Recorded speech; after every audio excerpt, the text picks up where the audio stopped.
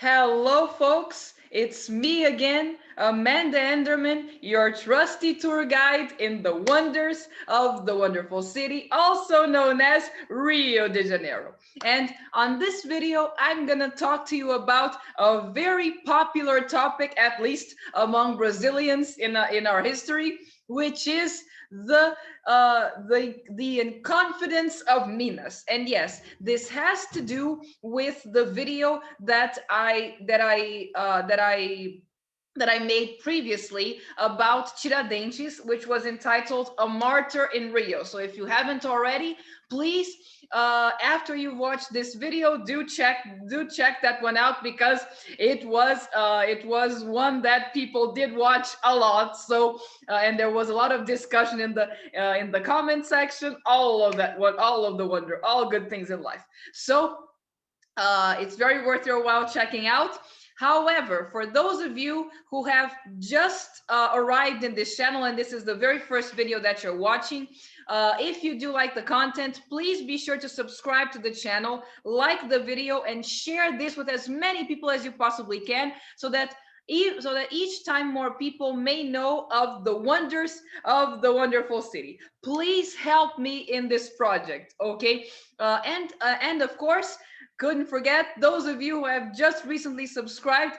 Thank you so much, and I hope you're liking the videos that you're watching so far. And I have new things planned for you in the coming months. So stay tuned for that. So now to jump right into the actual theme of the video. So the inconfidence of Minas, as it is called in Brazilian history, roughly translating, actually has to do with, it was the very first attempt at making Brazil not only an independent country, but also into a republic. So we have to go back, and so I can explain, tying in with the making a buck in Rio part 2 video, also a good video for you to check out, and I'll leave the links in the cards for you up here. So of the videos that I'm mentioning, of course. So the very first time in which Brazilians were dissatisfied with the condition of being a colony had to do with something that I have come to the conclusion, in my 6 years experience as a tour guide, I have come to the conclusion that nobody likes, okay, which is taxes. All right. And just in case you're wondering, well, but what? How have you come to that conclusion? Well, when I was guiding presential tours, and God, I hope I'll come back to do that in a short while. Well, but meanwhile, I'm with you here online. So well, but here's hoping I'll do that again one day. So, anyways, so I when I talk whenever I talked about this particular topic, I always ask the tourists the following question: anyone here who loves to pay taxes, raise your hand. And let me tell you, no one ever raised their hands. And I'm being totally honest here with you. I have asked this question in tours in English, I have asked this question in tours in Spanish, and I have asked this question in tours in Portuguese. No one raised their hands. So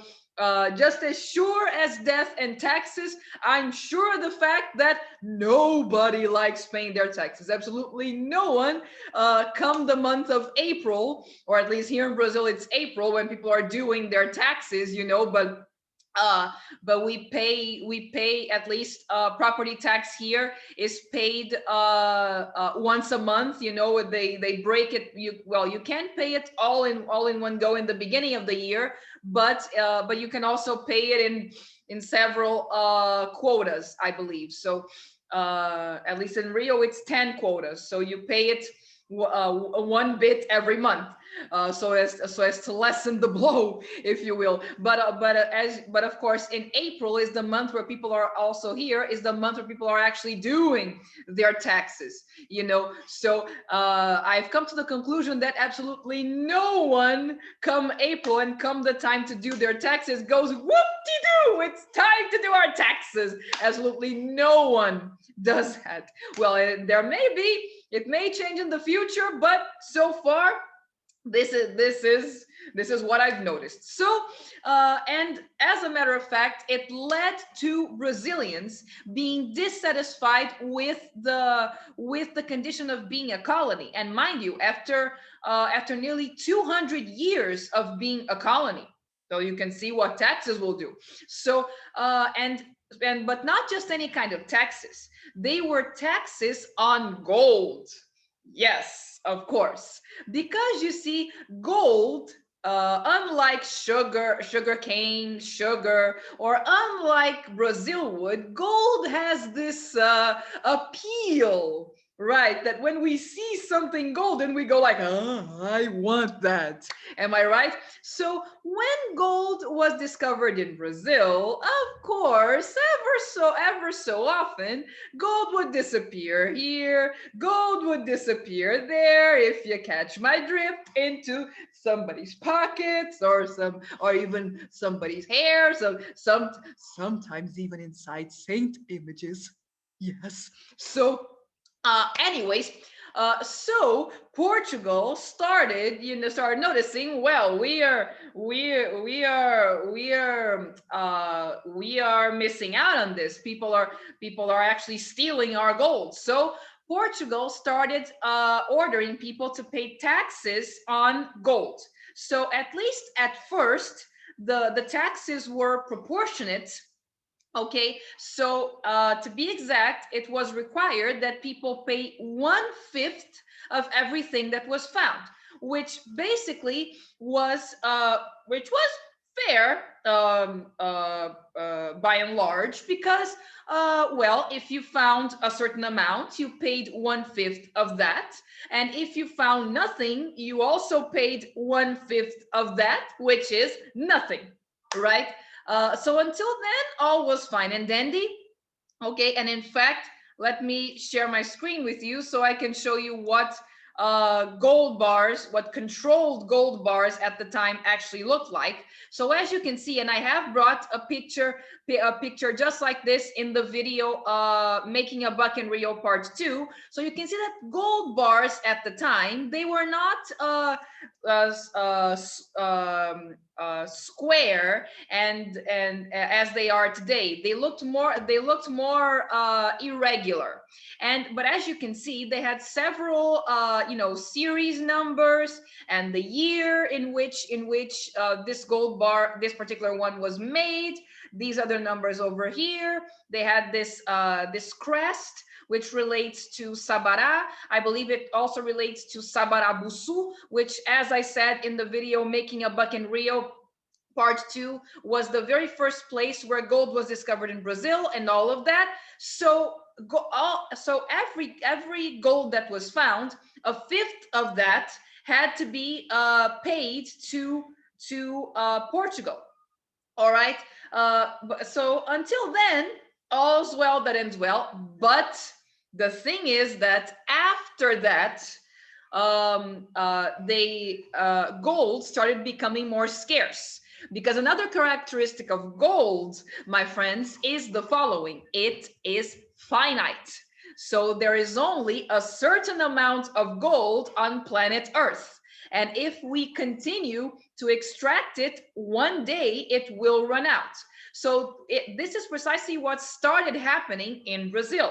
And of course, once it became really, really scarce, they moved on to diamonds. But before that, Portugal noticed that the fifth of gold, the quota, was not being met every year. So they demanded that people had to pay 100 arrobas of gold every year, and make do in order to pay that. So, and in case you're wondering, what is that? Arrobas, what is that? So, one arroba of gold equals 15 kilos of gold. So 100 equals 1,500 kilos of gold. And well, and of course, I am using the metric system. Here in Brazil, we use the metric system, and it works. So feel free to convert that to pounds if you prefer. I absolutely cannot think in pounds. All right.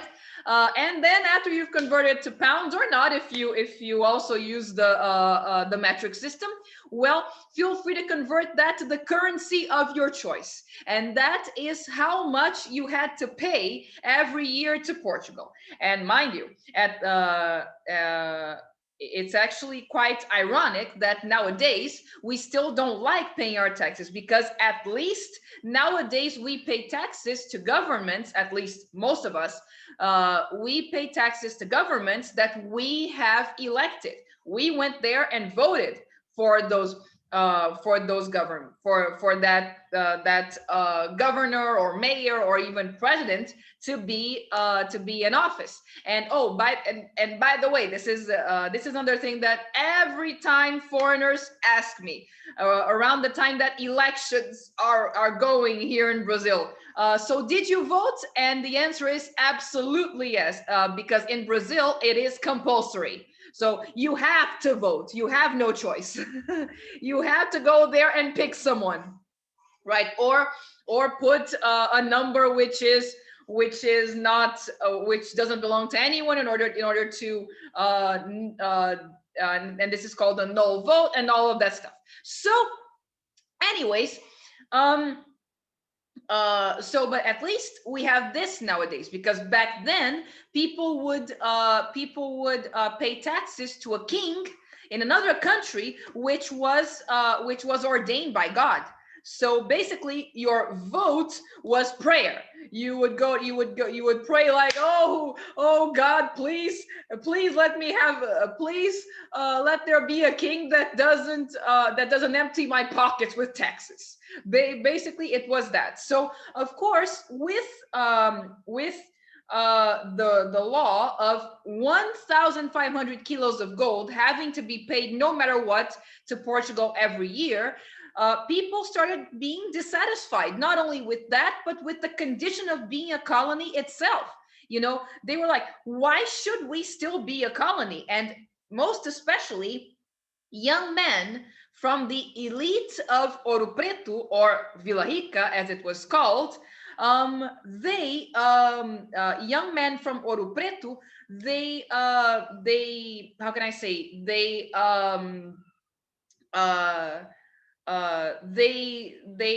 gathered, they united, inspired by the ideals of the French Revolution. This is why I brought this picture over here for you guys as well.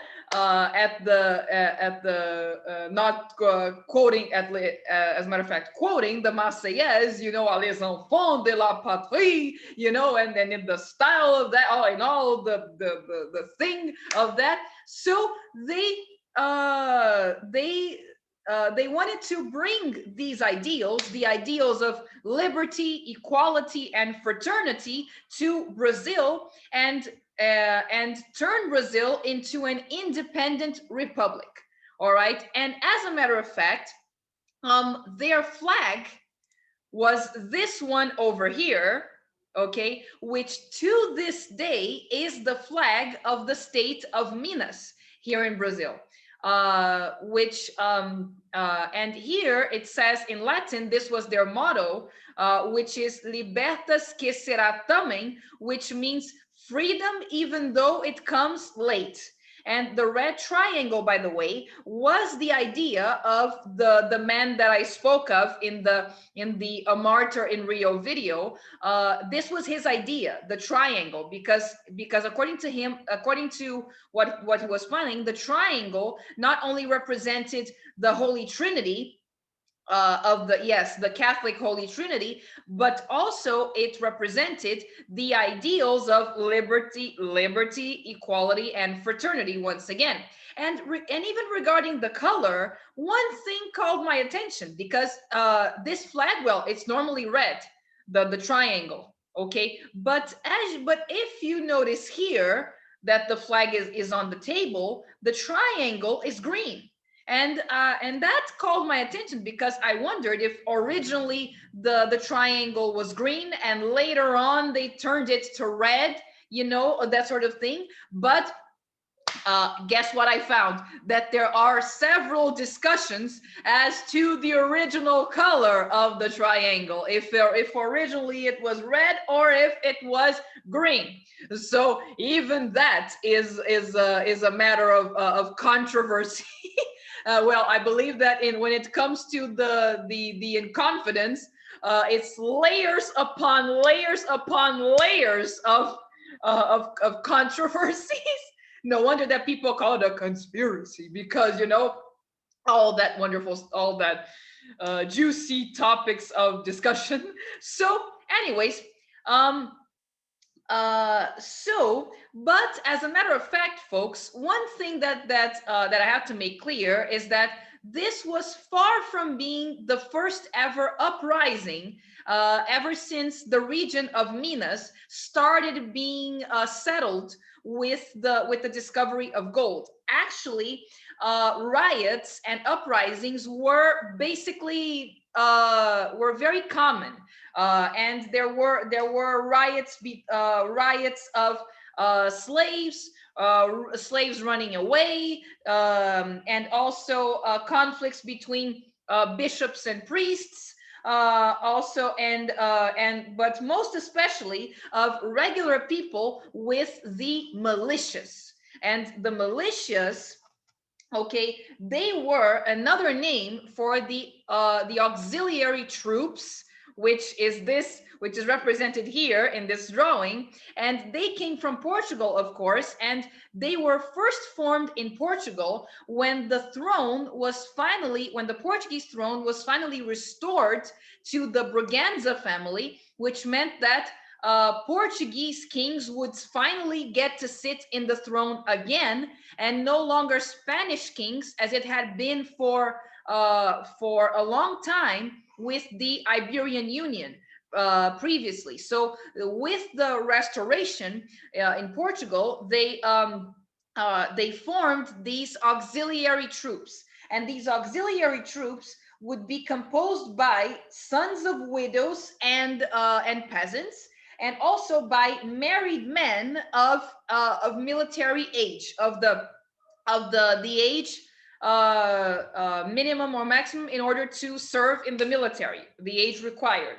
So, and it was created in 1645, and already in 1646 these troops were extended to the colonies as well, both in Brazil and in Africa.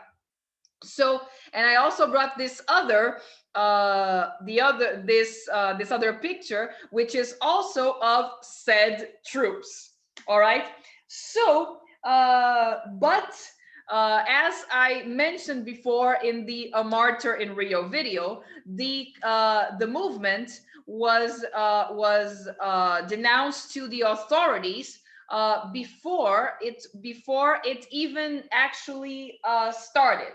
So the governor of Minas, which was this guy over here, the Visconde de Barbacena, actually received six how can I say, six oh my god, the word escapes me. The word for when you see a crime and you call the cops, that's the word, but now the word escapes me. So he received six of these complaints, I think. So he received six of these, but the most important one, the one that went down in history, was the one done by this guy over here, which was one of the members of the movement, which was called Joaquim Silvério dos Reis. Yes, he was the one who betrayed Tiradentes. Yes. So if they were trying, if the Republicans, as I said later on, were trying to relate Tiradentes to Jesus, this would be Judas, no doubt. So, and the reason why he, you may be thinking, but why? Why, if he was one of the members, why would he, you know, tell? Why would he? Why would he tell on his fellow members? But the thing is that he was hoping that by denouncing the movement, so by denouncing it, he would have his debts, financial debts with Portugal, erased. So yeah, my friends, in the end, as I said, money makes the world go round.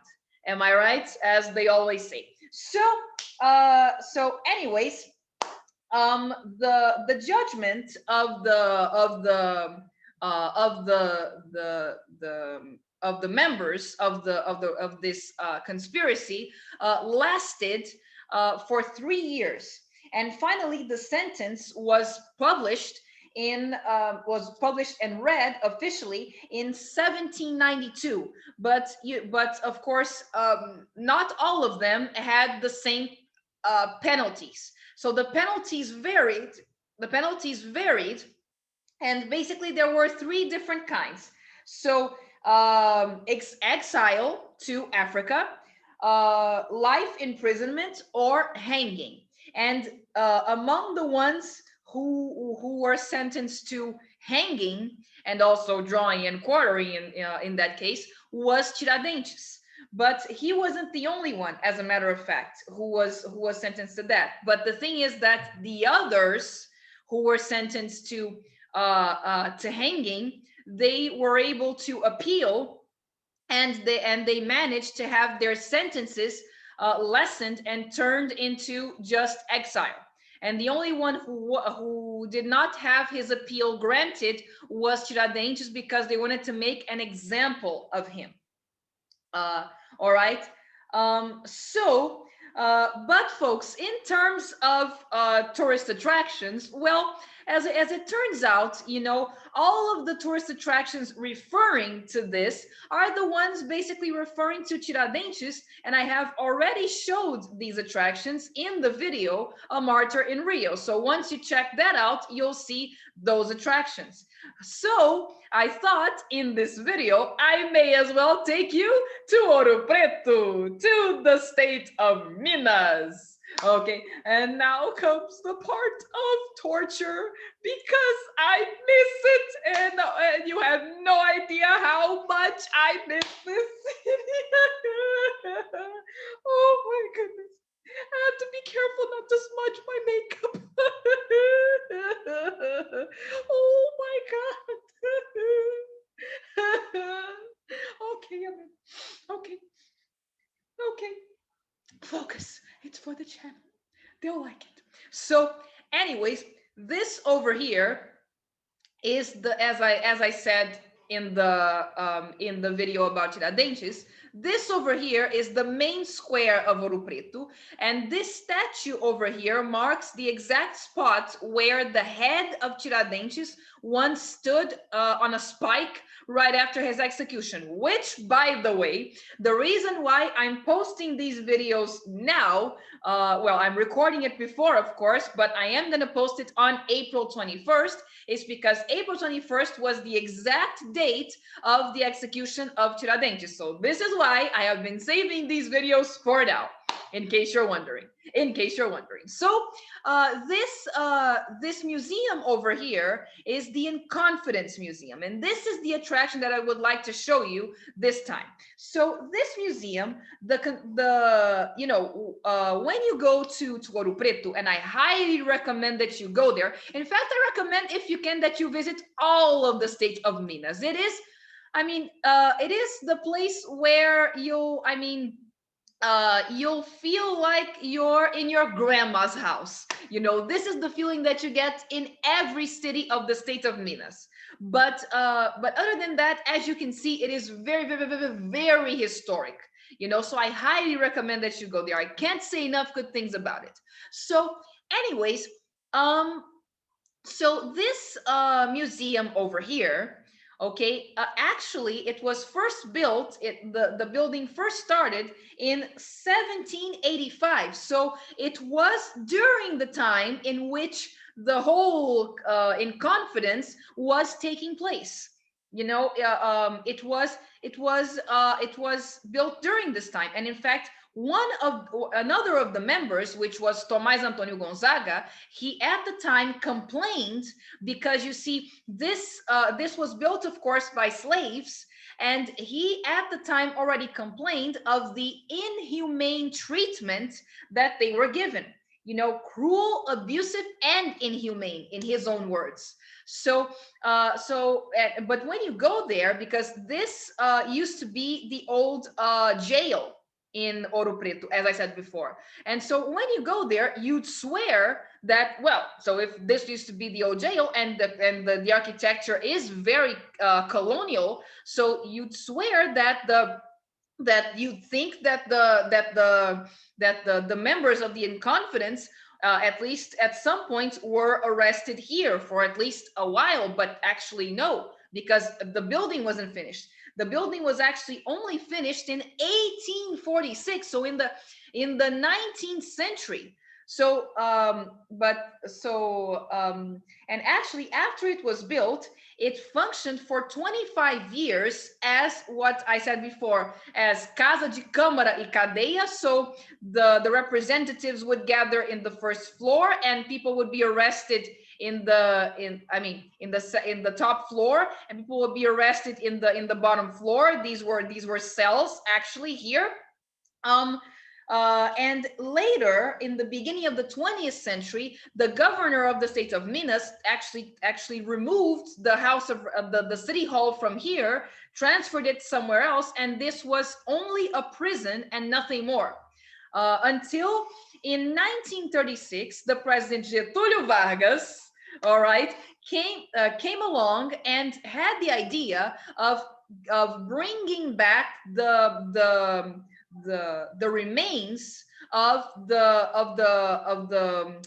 members of the Inconfidence, and bringing them back. And he wanted for there to be a museum where there would be a pantheon, as he called, which in fact is this one over here. This is actually inside the museum. This is in one of the rooms of the museum, and this is precisely in honor of the men who fought for freedom. Okay, this was his intention, and it was done, as you can see. If you visit the Inconfidence Museum at Ouro Preto, you will see this yourselves. So in 1938, the remains were brought here from Africa, where they were buried, because this is where they were exiled to. Of course, the ones that he was able to find, because some of the remains were not found, including if memory serves me correctly, the remains of Tomás Antonio Gonzaga, which I mentioned. So there are graves over here with the remains of each of the ones that were found. All right, and there is also an empty grave in honor of the ones that weren't found. All right, and you can see here it's written the names of the Inconfidence. All of their names are written in this sign, in this monument, I guess you could say, or in this memorial. I guess, yeah, memorial. That's the word I was looking for. And here you can see the name Joaquim José da Silva Xavier, or Tiradentes, which was the main one.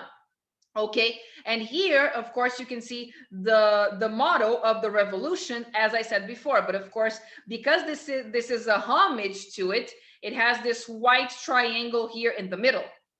Yeah. So And however, you may be wondering, okay, Amanda, so you're saying that the members of this movement, they were not arrested here because, of course, the jail wasn't completed. Okay, but so then where were they arrested?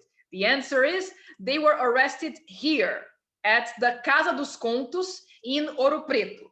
So this house, forgive me, this house over here was built between 1782 and 1787 in order to be the residence of João Rodrigues de Macedo, which was the tax collector of Ouro Preto. And also, the building also housed the administration of the contracts, you know, contracts of diamonds and all of that. And furthermore, in 1820, an addition to the building was built where it started working as a house where gold bars were made. Okay, where gold will be melted into bars. And whereas before that, the gold was melted into bars in the governor's palace, also in Ouro Preto. So, and of course, before the gold that did not come to Rio so that it could be made into bars. But gold was also being made into bars here at Ouro Preto. So actually, and nowadays, by the way, the former governor's palace nowadays is the Mineralogy Museum in Ouro Preto, which I also highly recommend that you visit. Well, I recommend that you visit anything in Ouro Preto. It's, I mean, come on. Seriously, look at these streets. It's basically like you're being transported back to the 18th century. My goodness. So so several of the inconfidents, the ones that had more money, the ones that were of high societal stature, they were arrested here. And among them were Álvares Maciel, Luiz Vieira da Silva, Padre Rolim, which was a priest, and Cláudio Manuel da Costa. And regarding Cláudio Manuel da Costa, here I bring you folks a spooky story, because you see, he was found dead in here before he could be brought to Rio and then exiled. And there are several discussions, there's a lot of controversy whether he killed himself or rather he was killed, in fact. But the thing is that there are also several stories that at night his soul haunts this place. And he was a poet, by the way, so he can be heard at night reading his poems. Ooh. So anyways, there you go. You even get a ghost story today. So and also from another interesting fact about this museum is that from up here there is a telescope in a fixed place in a room over here, where you can see the house where these men used to gather, which is this house over here. It's actually in the outskirts of Ouro Preto, so to speak, but you can see it from that museum, from the Casa dos Contos that I showed you. From oh boy, sorry, sorry, I got carried away. From this, oh shoot. So let me get it again for you. So from this museum over here. Okay, folks. So folks, this is it for today. This concludes our episode about the Inconfidence, or better yet, the roughly translating the uprising of Minas. Better yet, because Inconfidence is basically another name for high treason. So so a lot of, as I said, as I believe I said in the video about Tiradentes, a lot of historians prefer the name uprising. than in confidence. So this concludes our video about the uprising in Ouro Preto, which, as you can see, was the prologue of Brazil's independence. And well, I hope you enjoyed this video. And of course, as usual, as usual, I'll see you in the next video. Bye.